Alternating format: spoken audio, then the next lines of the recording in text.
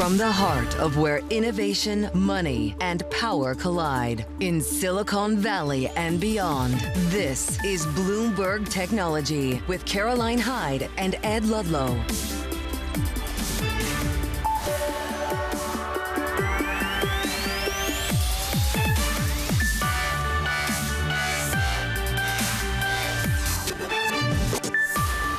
Live from New York and San Francisco, this is Bloomberg Technology. Coming up, Meta goes nuclear and buys nuclear power from Constellation Energy for its AI needs.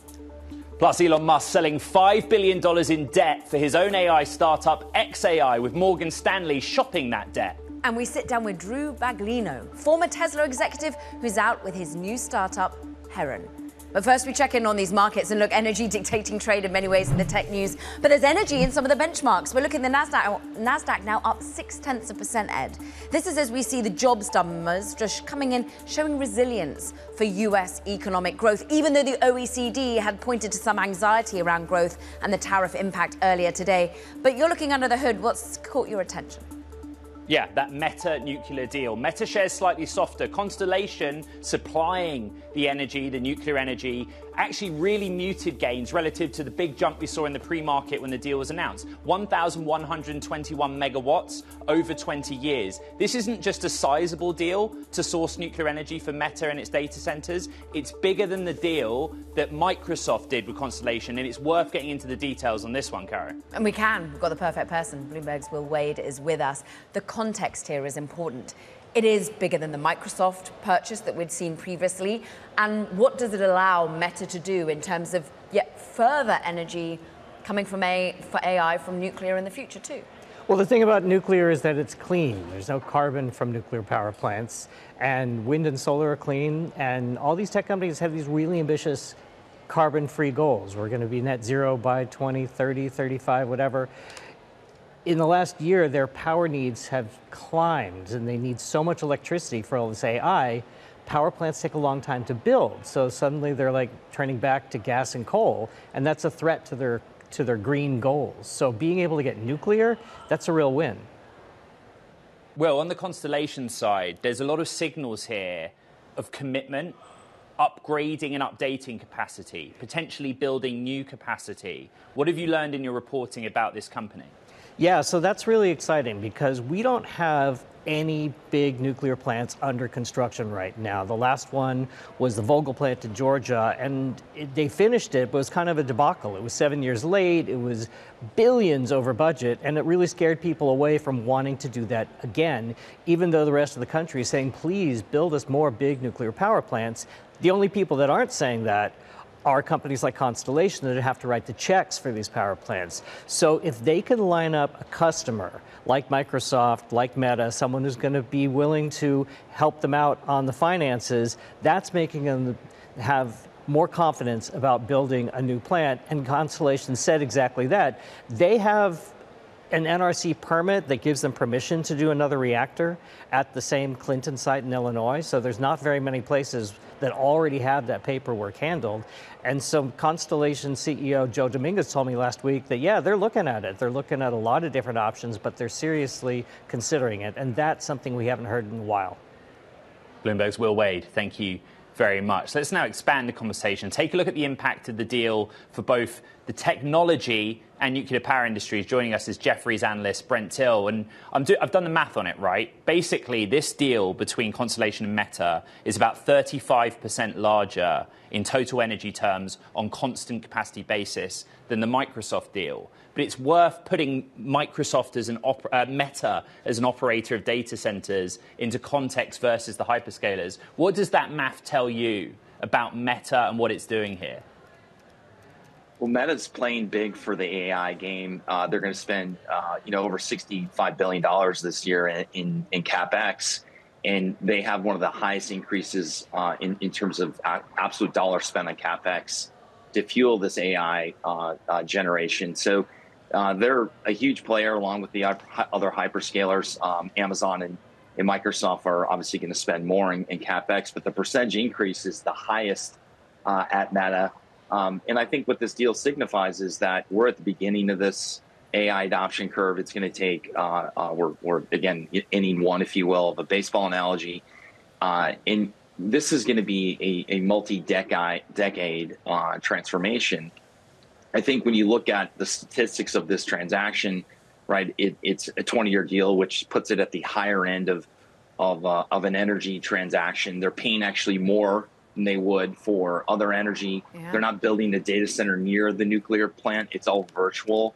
So I think they're effectively, as your other presenter mentioned, this is an offset from a carbon perspective, so better for the environment. And I think they obviously want to get as much capacity locked up as they can before others get to that, to get to those that capacity and energy. So right. I mean, there's multiple things to read in here and look at from our side. We've talked to our energy team, and this again goes to the longer end and longer tail. And obviously, they wanted to save this facility, so this obviously gives them a chance to basically take a facility that maybe was going to be shut down to saving it. Brent, how much anxiety have you had about energy being the blocker here to these hyperscalers meeting the level of demand? Massive. I mean, I'm a tech guy, and again, I was just talking to our energy team before I got on. I mean, who would have thought that at this point we'd all be scrambling to understand energy, real estate? I mean, the biggest bottleneck to powering AI right now are the transmission lines from the energy companies to the data centers. And these, we've been told by many that are sometimes 2 or 3 years backlogged. So they can't even, they can get things built, but they can't actually finish the last piece of this because their lead times are so long to get the equipment. So, I mean, we're again, Microsoft has said this to us many times. When they show up every day, they're like, it is like they're on fire the whole day, where they just can't like sit still because there's so many moving pieces to make this all work. For us to basically hit one prompt bar and say, ask a simple question: what hotel should I stay at in San Francisco, based on this budget, or whatever question you want to ask. But like, you think about how simple the questions are, but what actually has to happen in the back end is so complex. And so we're living with massive anxiety, even covering the space, trying to keep up with all the data. And isn't it funny that it feels but a few weeks ago that the anxiety was that they were overbuilding and that the supply side was just getting too much? Is that a thing of the past, Brent? It's a thing of the past. I think here's the problem. We're doing third grade math, and nothing against my competitors, but all my competitors put out a data point. The Ohio data center from Microsoft is on hold. The Wisconsin facility's not coming up live, and everyone goes, AI's over. Everyone run for the hills, sell everything. And that's not what's happening. What's happening is we're doing this efficiently, and we're going to move pieces around. But as Microsoft and others have shown, they're making money, and they're actually generating revenue growth. So it's not about just blowing money and not generating a return. It's balanced revenue growth and profitability. And I think many of the companies that we cover are signaling that. There are going to be pieces that move all over. And sometimes, again, as I said, you can't even find the transmission lines to get to these DCs. So they have to move capacity to other data centers. Right. And so it's a giant Rubik's Cube that is super scrambled. And I'm not very good at Rubik's Cube. So we're trying to figure it out. Brent, neither am I, to be fair, but what you just said it makes me want to go back to the 20-year commitment with this particular nuclear deal, because you can either see it as absolute conviction of the need to source energy at those levels long term because of what AI is doing, or you look at it as a hedge, the need for protection to make sure you've got the energy security if you need it. I mean, I think it's a combo of both. And again, it's a carbon offset, right, from all the other ways that they're generating power. So there's that, environmental component that they have to be conscious of. So I think they check the box on that. They lock up a facility that perhaps was going to go offline. They protect this power from perhaps others that were going to get it in the AI industry. There's kind of multiple check boxes I think they get out of this transaction. As we understand it, it's virtual. There's no, like Amazon and others are doing nuclear and putting DCs near it. As we understand it, nothing's near it. So, it's a virtual deal, which again is unique.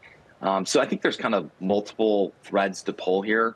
But I think what this signifies is that we are really early. It's going to have massive impacts on all of our lives across every industry. And I think they talked about this yesterday. Yeah. Over the next year, Meta will be able to power full advertising AI actual campaigns, which means if you run a small business, you can say, I'd like a sidewalk sale for my furniture company.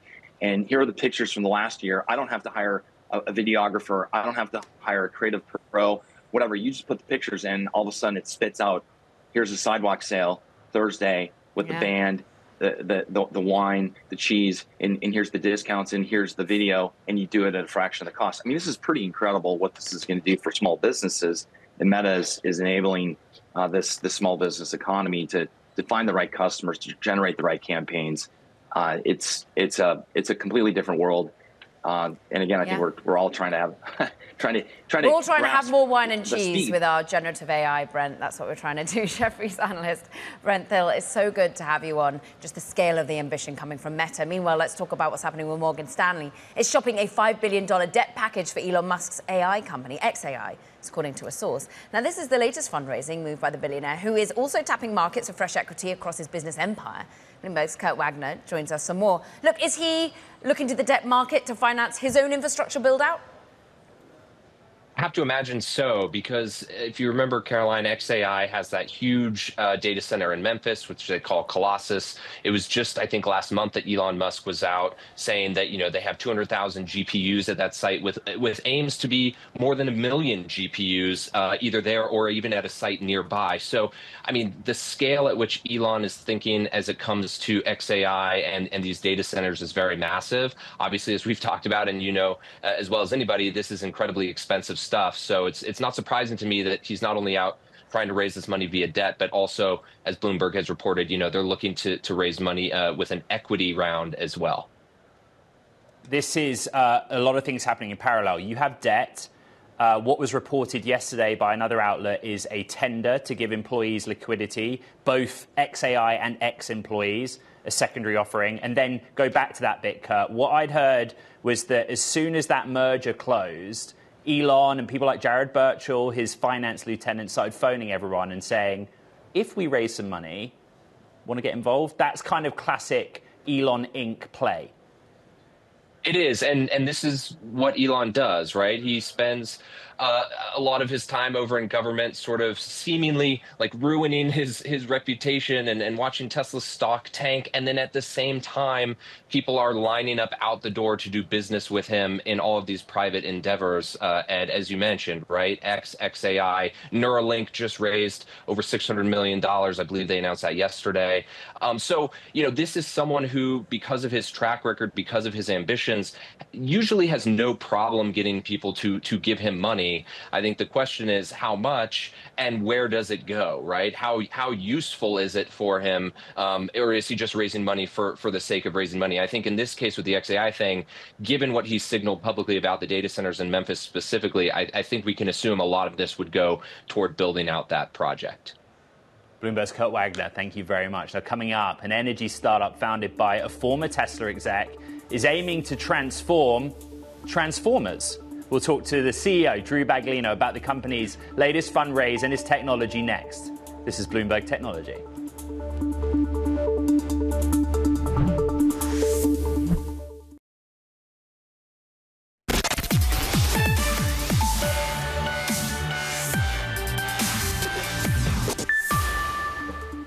Increased electricity demand driven by AI is running up a shortage of transformers. Startup Heron Power has set out to address that bottleneck with solid-state transformers that help electricity in its sector scale faster. Its founder, Drew Baglino, is the high-profile, long-serving, and now former Tesla exec who helped shape that company's powertrain, battery, and energy product strategy. Delighted to say Drew joins us here in San Francisco.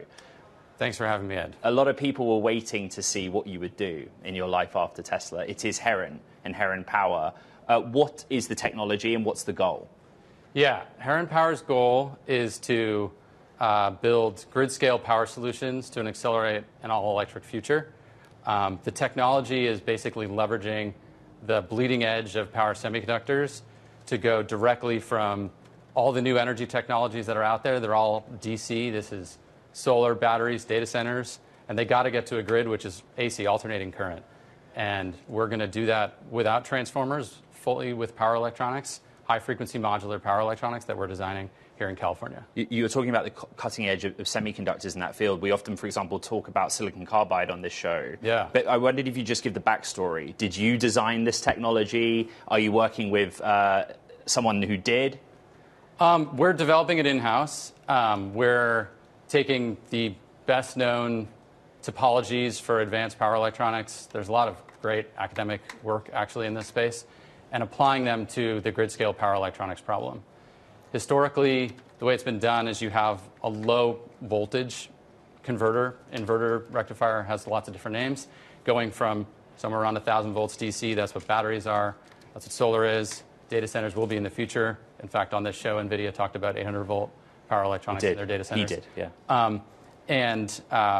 And you'd go through a low-voltage inverter. So you'd end up with AC at 480 or 600 volts, and then you need one of these old-school, grain-oriented electric steel, oil-filled transformers to get up to 34,000 volts. And we're going to do it directly without the use of a transformer. Drew, who is it you're disrupting here at the moment? Is it old-school electricity players? Is it the Schneider Electrics? Is it the Siemens? Who is it that you're really taking on here? Yeah, I think we're trying to provide a more efficient, more compact, more scalable solution. And there's actually a lot of players in this space. You've got switchgear providers. You've got lots of different transformer providers. There's a lot of, honestly, like no-name power electronics providers and some bigger name players. And so it's a little bit of everyone, I would say. But really, when I zoom out, electricity growth is poised to triple over the next couple of decades. And that's not just due to AI, but also electrification of vehicles, buildings, everything else. And so there's going to be room for many players to support this growth. Drew, give us that wider context, because we started off the show by talking about Meta looking and locking in nuclear energy for its future AI needs. How much of a bottleneck is energy? How much of a bottleneck is just the infrastructure that you're trying to rework? How much do we blame, well, incidents like the Spanish blackout on not modern enough infrastructure? Yeah. The electricity sector is poised at an interesting inflection point. It's really the confluence of three major trends. First, you've got demand. For the first time in decades, there's actually robust electricity demand, and that's due to a number of factors. You've got electrification of buildings, transportation, you've got AI. You actually have a lot of new manufacturing load, which is exciting to see that coming to the United States and other developed countries. On the same time, you've got supply. In fact, abundant, clean, renewable energy is growing at explosively, to be honest. In 2024, over 500 gigawatts of utility-scale solar was deployed. That's over $500 billion of capital investment in solar that year alone, and that number was up 30% year over year. So massive increase in abundant potential supply. And then the last thing is aging infrastructure, especially in the developed economies.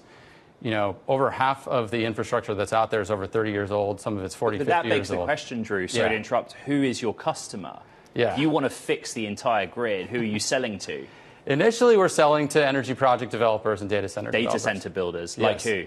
Yeah, so actually we have letters of intent signed with Crusoe. Interesting. A leading AI data center developer and cloud services provider. And we also have a letter of intent signed with Intersect Power, one of the largest renewable energy developers. We're working with Google. In the U.S.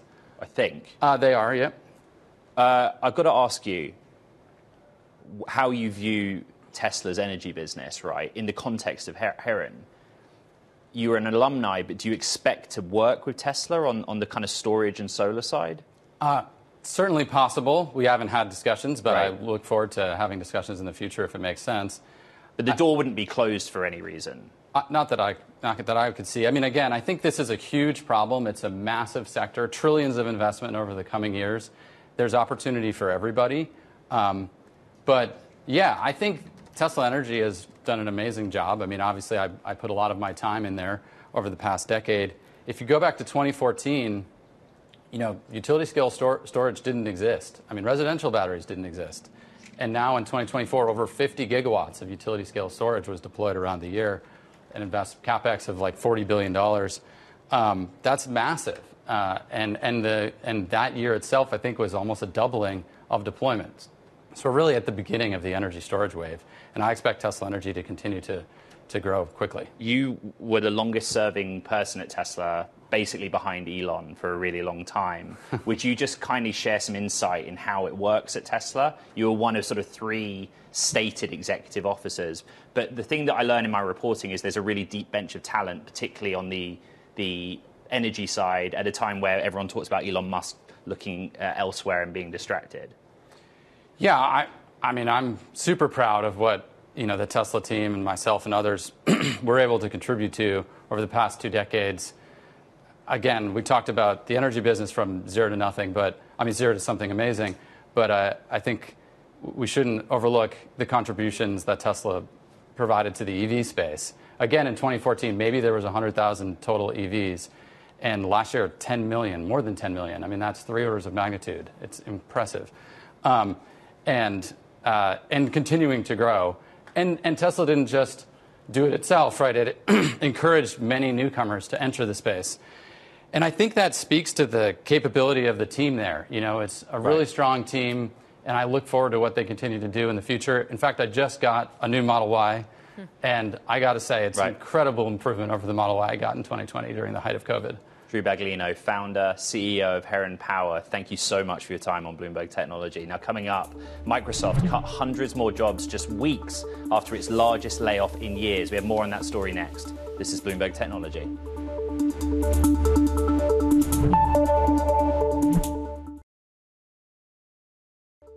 It's time now for Talking Tech, and first up, Xiaomi's EV business is expected to turn profitable by the second half of the year. That's according to founder Li Jun. Its SU7 sedan has enjoyed strong sales, even in the cutthroat market where rivals have been slashing prices. Taiwan Semiconductor Manufacturing has blamed the traffic for delays building out its plant in southwest Japan. Company is pushing ahead with plans to expand abroad in the face of geopolitical tensions and rising demand for NVIDIA chips. C.C. Wei's CEO also reaffirmed TSMC's commitment to spend another $100 billion on its Arizona plant. And Microsoft is cutting hundreds more jobs just weeks after its largest layoff in years. A Microsoft spokesperson said the latest cuts are in addition to the 6,000 announced last month, Karen. Notable, Ed. Meanwhile, coming up, we'll discuss the fundraising landscape for VCs with John Tuff from Energize Capital. This is Bloomberg Technology.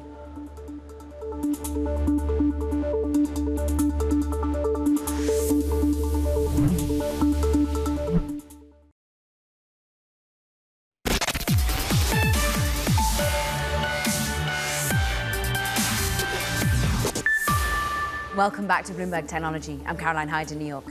And I'm Ed Ludlow in San Francisco. The markets, Karen. They are rebounding somewhat, Ed. We had some anxiety around that OECD forecast for slower growth on the back of tariffs, but now, well, it's full steam ahead on the NASDAQ, at least up 0.6%. Large thanks to JOLTS. Job openings looking steady. The macro picture, a good news signal for today, but so too as some of the chip performances. Let's just dig into individual movers. NVIDIA, a cool $100 billion added in market cap on one day alone. We're up 3.2%. That helps to the benchmark, but so does a new record high for Broadcom. Look, we got their earnings coming out after the bell on Thursday. Analysts looking excitedly to their AI products. And look, we just got news of one, Dina Bass, our colleague, writing about Tomahawk 6.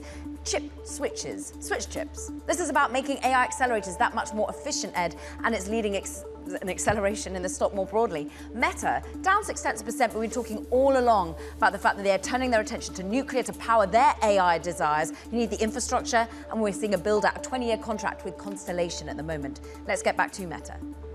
Yeah, it's our top story. Meta says it's reached a deal to purchase nuclear power capacity from Constellation Energy, all in on an effort to keep up with the soaring demands of energy to power artificial intelligence. Here with more, Bloomberg's Riley Griffin. On the Meta side, the Meta beat. Earlier in the program, we talked about the size and scope, the numbers. This is a bigger energy supply deal than Microsoft did with Constellation. But I think we haven't yet answered the question, why is Meta doing this? It's a great question, and it's worth noting here that this is Meta's largest power agreement to date. While we don't have the specific financials, they've told us that. And really, this is about driving power for its data centers, for its AI ambitions, as Meta's demand for this really surges. Let's talk about their ambitions, Riley, because they're now a hyperscaler. Why? Yeah, they are hoping to dominate the AI race. They're competing not just with social media companies, which they're known for, but with the OpenAIs and Anthropics of the world and the Microsofts. This is a fast-moving race. They are quickly scaling. They've said this year that they are going to spend as much as 70 billion plus in CapEx, a lot of that dedicated to AI infrastructure. And this 20-year deal is about assurances. While energy will start coming in 2027, they want some near-term assurances that the grid will remain reliable, stable. And this was an effort to do that in part because Constellation's plant was at risk of closure, according to Meta's head of global energy. We want to thank you so much for bringing us the latest on all things Meta. Bloomberg's Riley Griffin.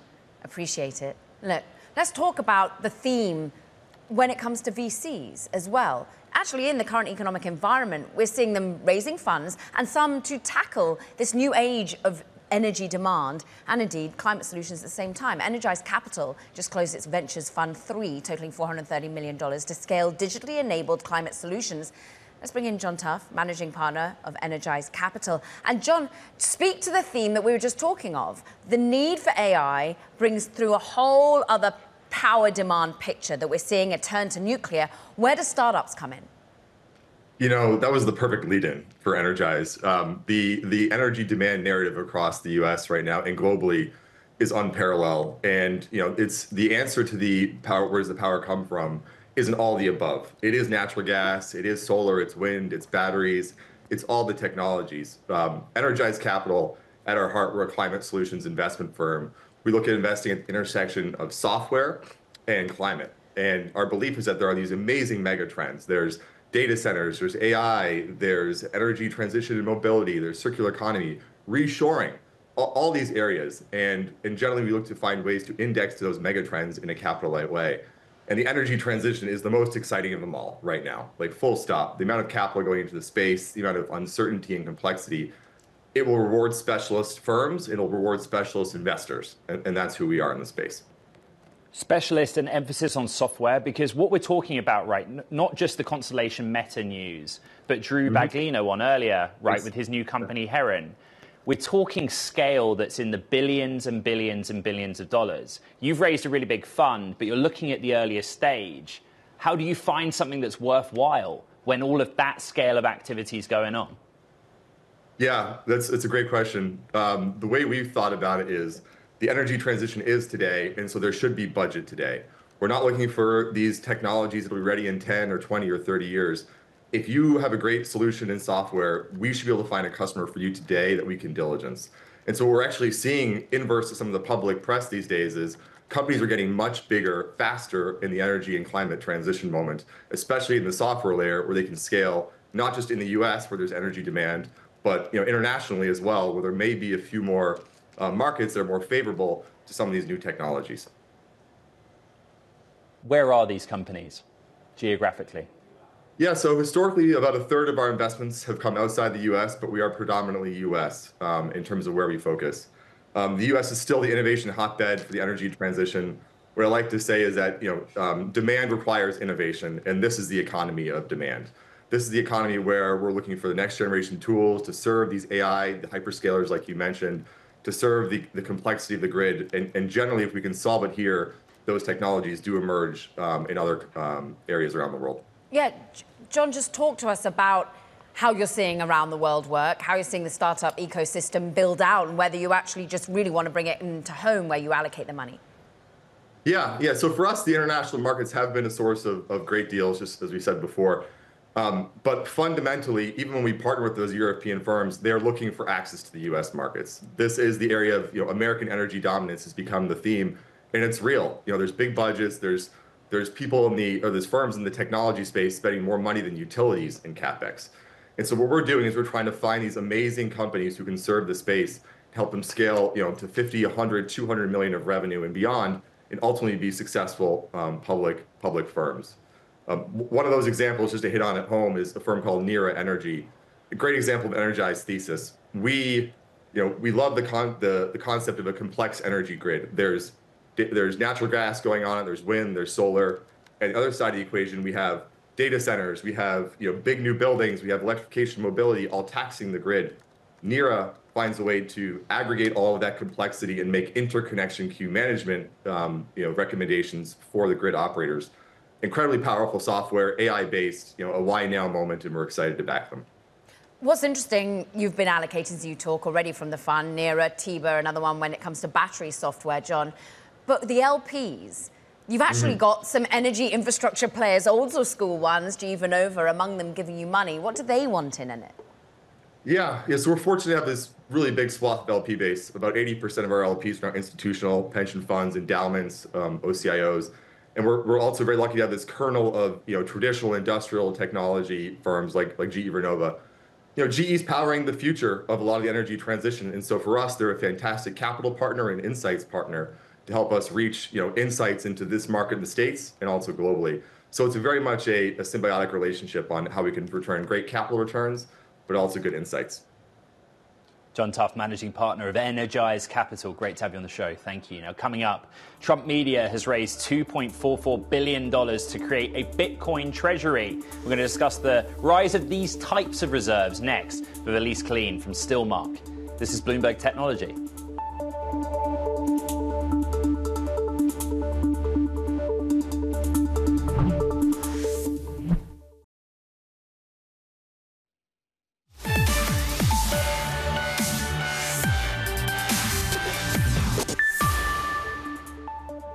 Trump Media, the company behind Truth Social, has raised $2.44 billion to buy Bitcoin for its treasury. It's one of a growing number of companies following Michael Saylor's Bitcoin buying model at Strategy. For more, I want to bring in Elise Killeen. She's GP and managing partner of Stillmark. What is the logic? Particularly if you are the parent company of a social media platform in doing this.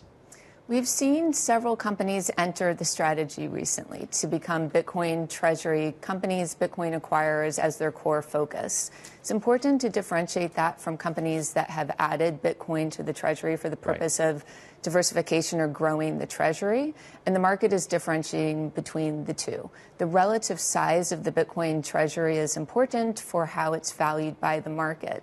So for Bitcoin treasury companies, what we have seen is that the market provides differentiation across a few measures. So first, we see the method to acquire Bitcoin being important. Is debt used? Is equity sold? And what are the terms of the debt? We've also seen that brand and trust in the management team is important. And I think as the space matures, having a Bitcoin business that generates yield across market cycles will also be valued. That's interesting, though, because that name is particularly volatile from its equity perspective, from the stock story. What does it tell you about Bitcoin? That it's held on a balance sheet in treasury, the long-term view of what will happen with Bitcoin? It says that Bitcoin has really matured. So with the introduction of Bitcoin and the acceptance of the Bitcoin spot ETF, we saw the Wall Street investors really identify Bitcoin as an asset that belongs in people's portfolios, institutional portfolios, and that is different and distinct from other crypto assets. Now, as Bitcoin has matured, the Bitcoin treasury strategy is doing the same. Of course, this is something new, but as multiple players enter, we are beginning to understand how the market will value this strategy. We've seen the emergence of new metrics, in fact. And in early May, Blockstream CEO introduced a really interesting metric for evaluating Bitcoin treasury strategy companies and their execution, and that's pace of MNAV cover. And so what that means is, well, taking a step back, MNAV is a metric that measures companies' Bitcoin net asset value. It's calculated by dividing enterprise value by the company's Bitcoin NAV, and months to MNAV cover is a measure of the pace with which a company can acquire Bitcoin to justify the premium. Yeah. So if the market notes that a company has grown their Bitcoin per share 2x over the past 18 months, for example, as MicroStrategy has, that can justify a 2x premium. Elise, what's interesting is, of course, you've been in this game for a very long time. Not meaning to age you, but like 2013, like that was just 5 years after the white paper on Bitcoin, and you come in studying it from an institutional perspective. The store of value we now see being played out in terms of having it on Treasury. But what about actually as a decentralized finance use case as well? Because that's where you've been focusing investments. We've seen companies in the Bitcoin as a store of value and investment space be pulled into providing other services and a more full banking experience for their user base, both for retail users and for institutional clients. By that, we've seen users demand and successfully receive from these companies tools for lending, for borrowing, for yield generation, so that they can be fully banked by their Bitcoin providers, the companies that they've trusted to onboard to Bitcoin with. Now what we're seeing as technologies have matured is the introduction of not just traditional finance tools, but also DeFi tools, those that have been tested and seen early product market fit in crypto spaces have matured to launch on Bitcoin to provide decentralized finance, all the same, borrowing, lending, but in a manner in which is more consistent with crypto principles. The maturation, Elise Killeen, founder and managing partner at Stillmark. We appreciate you on all things Bitcoin. Meanwhile, coming up, a conversation with Snowflake CEO Sridhar Ramaswamy on the company's M&A. And that's some news, an outlook in the uncertain economic environment. This is Bloomberg Technology.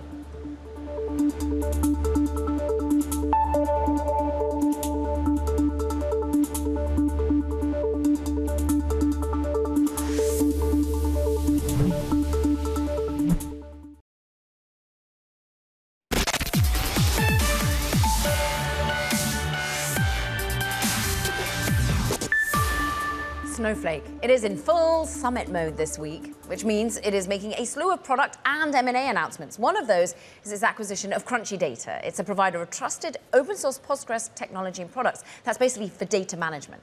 I caught up with the Snowflake CEO, Sridhar Ramaswamy, at the start of the summit on this news. All applications require backing stores. We call them transactional stores. And Crunchy Data is really about providing a world-class Postgres offering for customers right within Snowflake. If you think of creating an agentic AI application, you need some place to store those interactions, to then retrieve them, to answer follow-on questions. That's what Crunchy Data does. It is an enterprise-grade database that's going to make it much easier for developers to create applications, including agentic ones, on top of Snowflake.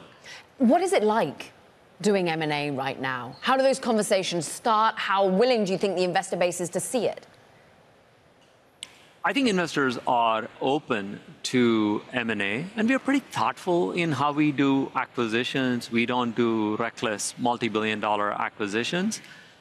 By bringing in products that serve a clear product need, quickly integrating them, taking them to market, we are doing a really good job with acquisitions. Obviously, with the Neva acquisition that I came through, that technology went into making Snowflake an AI powerhouse. And a more recent acquisition, Datavolo, is going to come out as OpenFlow, which is going to make it really easy for our customers to bring data, both from unstructured data systems, think SharePoint, think Google Drive, and so much more, and make it really easy for them to bring data. And Crunchy Data is next in this series of acquisitions that is going to fulfill a big open need that we have. We feel good about the acquisitions that we're doing and the value that help us create for both our customers and also for our investors. M&A brings in talent, too. Look, that's how you came to Snowflake and have become the ultimate CEO. I'm interested by how you are building up the talent base right now. You've been hiring a lot. What, about 400 workers of late, largely sales and marketing? Is that the area you need to beef up? Well, we continue to hire pretty briskly. There are variations quarter to quarter. I wouldn't look too much into that. We feel really good about our business. So we are hiring in all the key functions, in engineering and product for sure, but also in sales and marketing, because we feel good about our ability to turn that into revenue. Our company is still growing exceptionally well. We guided to 25% for the year and showed no deceleration from Q4 to Q1. All of that wants to make us invest in the business. We're also responsible. we practice what we preach. There are a lot of agentic AI applications inside Snowflake that is making us all, me included, more efficient in terms of how we do our day-to-day jobs. It's that combination of being right at the center of the enterprise AI revolution, combined with this willingness to use AI ourselves to make things more efficient, that make us really feel good about the future that's coming.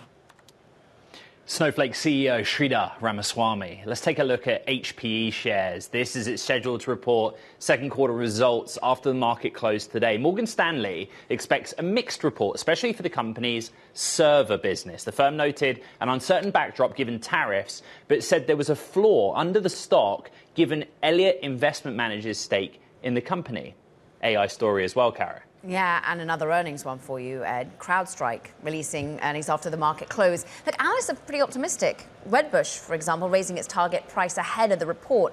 For more on what to expect, let's bring in Bloomberg Intelligence's Mandeep Singh. I can't believe it's been almost a year since the disaster for CrowdStrike, taking so many people offline. How are they looking now? I mean, they have recovered well in terms of, making sure they don't ended up losing a lot of customers. So at the same time, when I look at the net new ARR, which is a key metric they report on, it's still negative. So it's not as if they've been adding more business than they were adding a year ago. So net, look, there are a lot of changes happening in the cybersecurity space because of generative AI. I mean, think of all the AI agent deployments at the enterprise level. What they're really fearful of is data leaking to these large language models. And that's where data security becomes paramount. That's where CrowdStrike comes in. So nobody has really talked about AI in a big way. Palo Alto has mentioned it. Zscaler actually saw a sequential acceleration. So what would be interesting is CrowdStrike, which has got more exposure to SMBs, how have they managed given the volatility in the quarter? Mandeep, I'm very excited to talk with you about Meta securing 1,121 megawatts capacity, nuclear capacity. You put a React out. I'm not surprised you did. And you go straight to inference. And I'm not surprised you did. Can you just give us your thesis? I mean, look, everyone has called out reasoning being the primary driver of additional compute. They are not talking about scaling laws and training anymore. It's all about reasoning at the time of, submitting the query that the model is thinking a lot more. And in the case of Meta, they're serving 3 billion monthly active users. If they have to roll out generative AI to this 3 billion monthly active user base, like Google has done with AI overviews, they need a lot of compute. And that's why even if you think training is not as much of a driver, inferencing and reasoning is a driver because of the power density. And look, they're trying to get as much energy as they can because they've raised their CapEx. They've got a lot of NVIDIA GPUs. How do you utilize those GPUs at 100% capacity? You need the power. And so they're just being proactive here in terms of sourcing that power. 30 seconds. How much can Meta look to different ways of using infrastructure? Like we had Grok on recently, which are trying to be the chip for inference that is less power hungry than an NVIDIA, for example. Yeah, look, NVIDIA will tell you they are optimizing for power in their latest Blackwell chip as well. So clearly everyone is trying to solve the power equation, but there is nothing like having the power source through their data center. Then that's a good situation to be in, especially when you're spending $70 billion a year, which is 3 times your historical capex. So you don't want power to be the bottleneck. Those are the numbers that matter. Bloomberg Intelligence senior analyst Mandeep Singh with the BI React on that Meta deal. That does it for this edition of Bloomberg Technology. Do not forget to check out the podcast. You'll find it on the terminal as well as online on Apple, Spotify, and iHeart. I'm going to be flying out to you in a few hours' time, Ed. Can't wait to be back in San Francisco for the summit. This is Bloomberg Technology.